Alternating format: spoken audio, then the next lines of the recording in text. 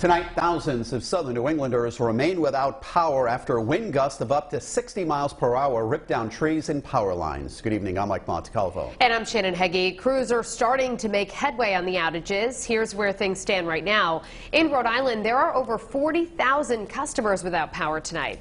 In Bristol County, Mass, just over 5,000. Eyewitness News reporter Anita Baffoni is live in Providence with what National Grid officials and the governor are saying tonight. Anita? Mike and Shannon, well, 24 hours after the storm, and as you can see behind me, trees are still down along Blackstone Boulevard. Some million-dollar homes were damaged. Now, I spoke to National Grid a short time ago. They said they thought coastal communities were going to get hit the hardest, but it was central Rhode Island, like here in Providence, that saw the most damage. Tree cutting companies hard at work on Providence's east side as they tackle the large trees that fell on power lines, causing outages.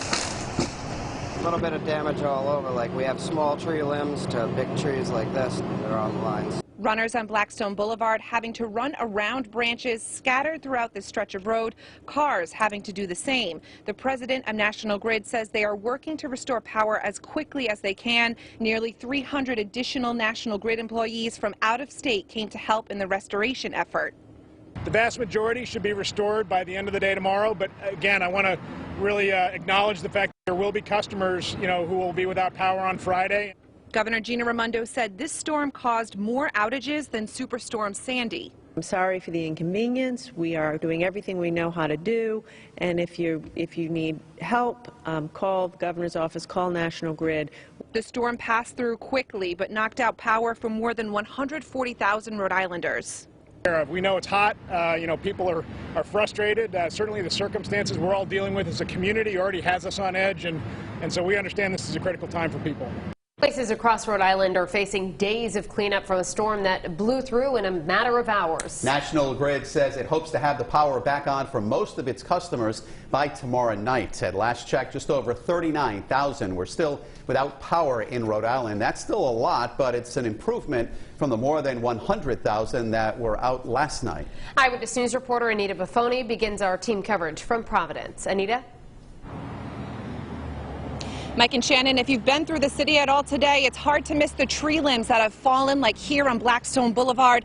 And with those fallen limbs comes power outages. We're told by National Grid that some customers won't have their power back until the end of the week. This is what Blackstone Boulevard looks like after Tropical Storm Isaias passed through. $1-million homes damaged from fallen tree limbs. It's just really sad. We have such beautiful old trees in this area, and those strong winds, some of them just can't withstand it, I guess. Meanwhile, on Hope Street, some businesses are without power, like the Best Little Hair House salon. We've only had power outage once in the 23 years we've been in this location. So this is a surprise. And I heard, I'm not so sure we're going to get it back soon. The president of National Grid said they anticipated coastal communities to get hit the hardest, but it was central Rhode Island that saw the most damage. The vast majority should be restored by the end of the day tomorrow, but again, I want to really acknowledge the fact that there will be customers, who will be without power on Friday. Wind gusts of up to 60 miles per hour Tuesday knocked out power to more than 140,000 customers in Rhode Island. To put it in perspective, that's more outages than Superstorm Sandy. This was really a wind event, a severe wind event. If you were out and about between 4 and 6 p.m. last night, you would have experienced it, and that was really what caused the damage.